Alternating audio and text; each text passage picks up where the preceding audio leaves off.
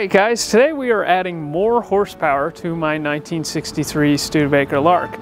And we are going to be doing that by installing a LT4 Supercharger onto my L83 5.3 liter, which we installed into this car on previous videos. Frankly, I have searched the internet far and wide, and I have not been able to find an example of a supercharged 180-degree header V8. So I am very excited to hear what this thing sounds like, so make sure that you stay tuned and let's find out.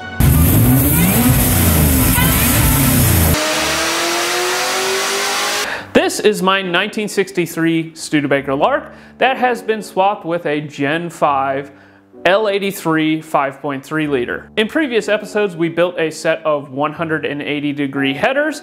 We installed a TKX 5-speed manual transmission, installed a clutch tamer, clutch management system. We took it to the track, and we took it to the dyno. After all that, it was pretty clear that this thing needs more horsepower. Now, normally I am the kind of guy that would want to put turbos on everything, but I don't want to get rid of my fancy 180-degree headers. So my options are pretty much limited to nitrous or supercharger.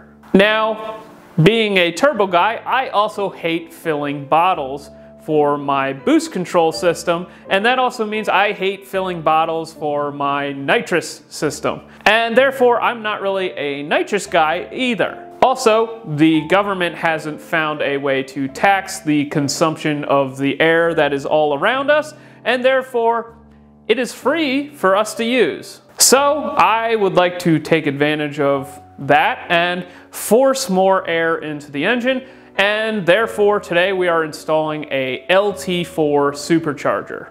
But before we start anything, I want to weigh the car so we can see exactly how much weight the car will gain from adding a supercharger. So let's jack it up and see how much it weighs. Alright guys, here is our baseline. We have 2,889 pounds, but I also want you to pay attention to our rear bias. It is 48.9% rear. We should see that number go down since most of the weight will be put onto the front of the car. And that's definitely something to consider when you're installing a supercharger.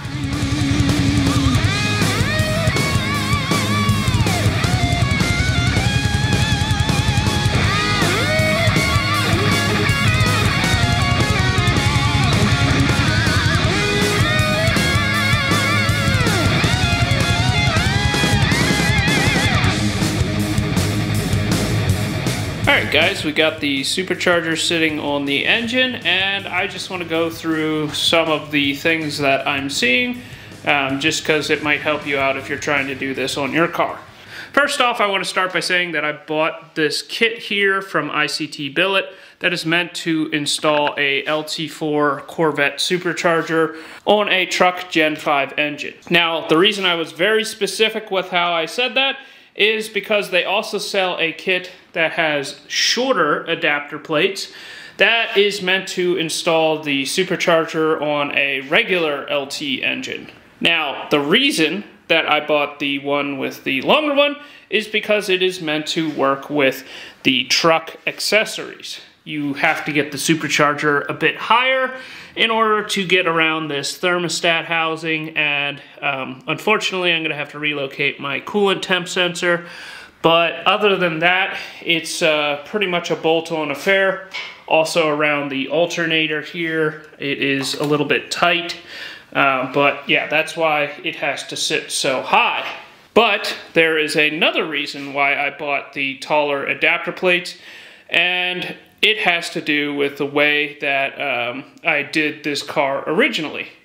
Alright, I popped the supercharger off to show you guys this next thing, and first off, let's start with the intake that was on the car. This is an LT2 intake that has been modified by the folks at Massed Motorsports, and they modified it by adding some port injectors with these epoxied on little bungs here. And the thing worked pretty well. I'm very happy with the product, but we need more power. So the key with that intake there is it is port injected. Now the folks over at Harrop Supercharger actually sell a sort of spacer plate that has injector provisions on the inside of the ports, but they do not sell a kit that has the adapter to go from the car or truck to the LT4, LT5 bolt pattern with the injector provisions. So basically, you need to do custom work if you want to do this exact swap. And, well, yeah, I've certainly painted myself into a corner by, you know, the choices that I've made, but we have a milling machine, so we will drill holes on the inside of all of these ports, put some fuel rails in the center, and we will keep our port injection and be able to install our LT4 Supercharger on our L83. It'll just require a little bit of custom work. So now that I've mocked it up, it's time to pop these things off and start adding some injector bungs.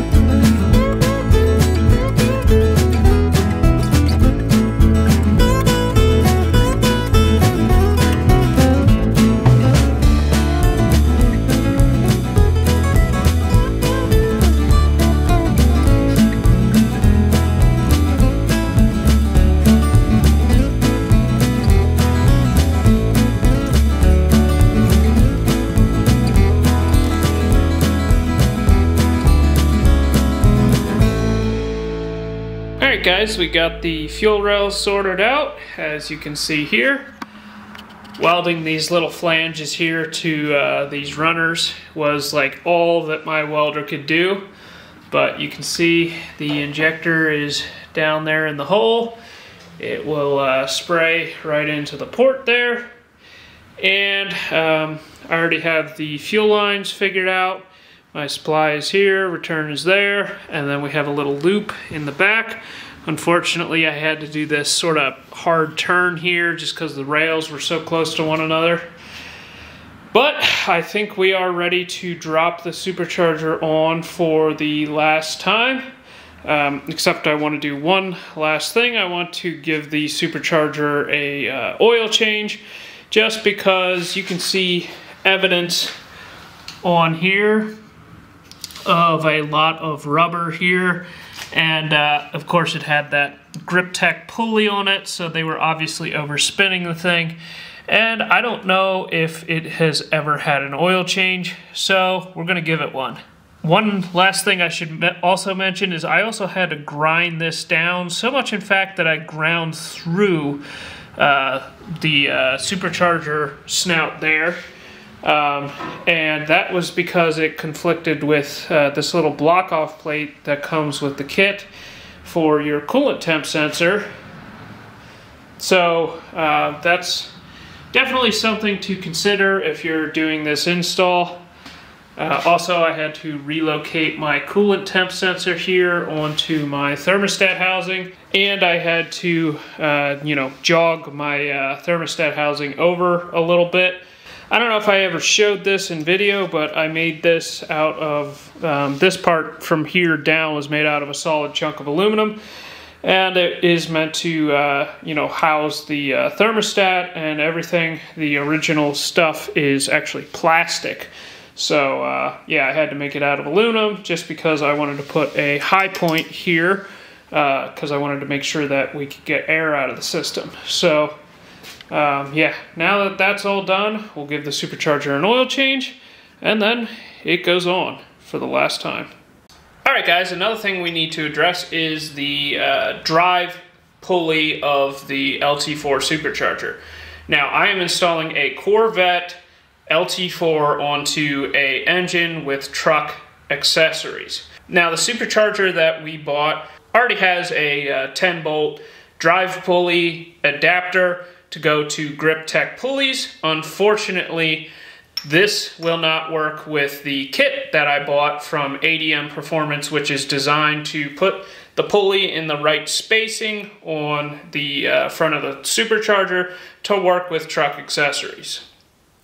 So I'm going to have to pull this guy off since these bolts don't line up, and install the supplied drive hub that comes with the ADM kit.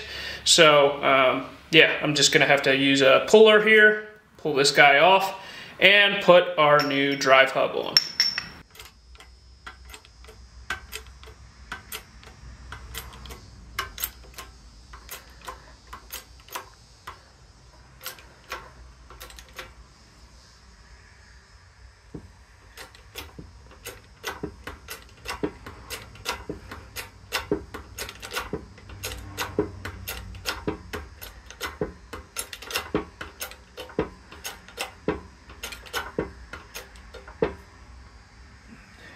Alright guys, the supercharger is now ready to bolt on. The mods I had to make were I had to put the new drive hub onto the supercharger snout. I plugged this hole, which I believe is some sort of PCV related thing. I plugged these holes here. One is the suction pressure sensor, and the other one's like some sort of solenoid. Also, I plugged this hole here, which is another PCV related thing, as well as I added a standard air temperature sensor here on the rearmost runner. Since I do not plan to use the T-map sensor that is here in the back, I plan to replace that with a regular map sensor. So now I just need to get that glued back onto that, and then it should be ready to bolt onto those. Or at least that's what I hoped. Turns out the threaded bolt hole provisions in the ICT billet adapter plates were not threaded deep enough to accept the bolts.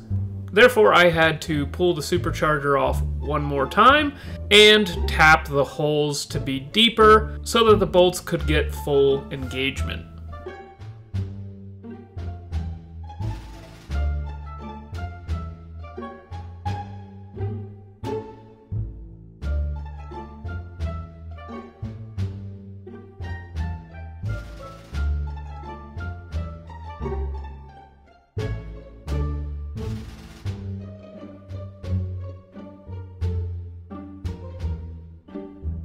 After this, I installed my accessory belt, and I fabbed up a throttle elbow to relocate the throttle body off to the side, since it wouldn't fit in and around the supercharger pulley and my coolant high point. And it was time for a bit of a test fire.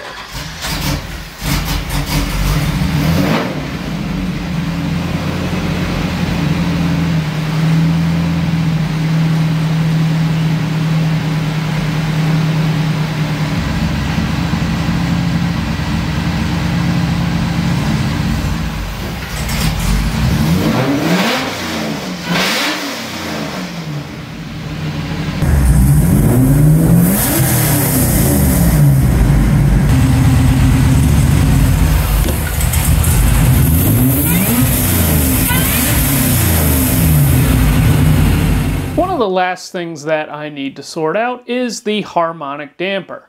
Now the kit that I got from ICT Billet along with the pulley I got from the LSA Swap store are designed to work with the factory LT truck accessories. So I should be able to continue to run the damper that's already on the engine, right? Well, one thing you need to consider when running a supercharger like this is you need to pin the damper. And how that works is you basically remove the bolt from the damper and install a alignment tool that allows you to drill 2 alignment dowels into the crankshaft / harmonic damper. And I was in the process of doing that, but I noticed that things didn't look exactly right when I took the bolt out. And we need to go back to when I originally put this together.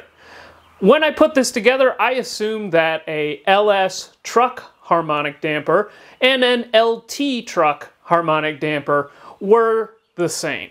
Except for they added like a 3-rib pulley onto the back of the LT damper for a vacuum pump. There is plenty of room back there, so I assumed that GM had no reason to change the spacing, right? Right? Right? So anyways, I had to remove my damper and install an ATI damper that is designed for an LT truck spacing because they're different. This actually worked out in my favor because the ATI dampers for the LT truck engines actually put the damper portion onto the 4-rib part of the damper, and the 6-rib, which will now be driving my supercharger, is a bolt-on pulley. This allows me to play around with my pulley ratio so that I have another thing to play with when I want to increase my blower speed. And as you will find out later in the video, I want a little bit more from this pulley ratio. So we got that new damper slammed on there, and our LS truck damper is going to have to sit on the shelf for another day. So let's move on to finalizing this setup. Alright guys, here we have the finished product. So as you can see here, I had to route our air intake off to the passenger side of the car. And that was just to try to keep the whole package underneath the hood. I didn't really have room to go towards the driver's side because of my my coolant hoses here. Now I was originally trying to put a larger heat exchanger up in the front here, but the heat exchanger that I was making for the front of this car ended up leaking. So we had to do a last-minute adjustment and install this oil cooler as our heat exchanger. Also, I had to make a high point here for the intercooler system. I made this out of flat sheet metal and sort of nestled it into the back here of the engine bay.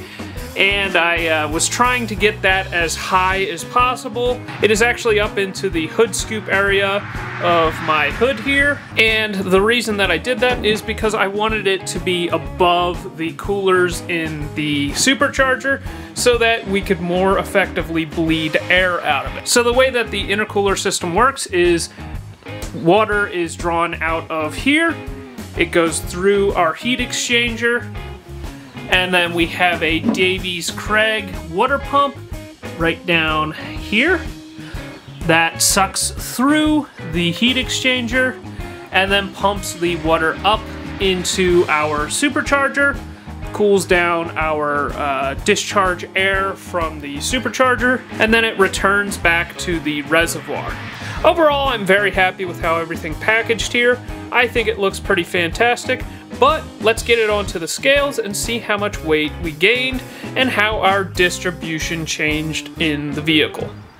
Alright guys, we got the car onto the scales with the supercharger and our weight is 2973, and notice that our rear bias has dropped to right around 47%.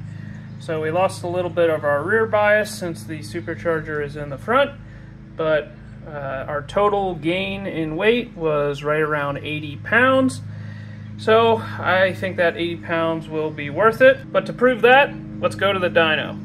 In a previous video, we dynoed this car naturally aspirated and it made 352 wheel horsepower. Hopefully we see a significant gain, but let's let the roller do its job.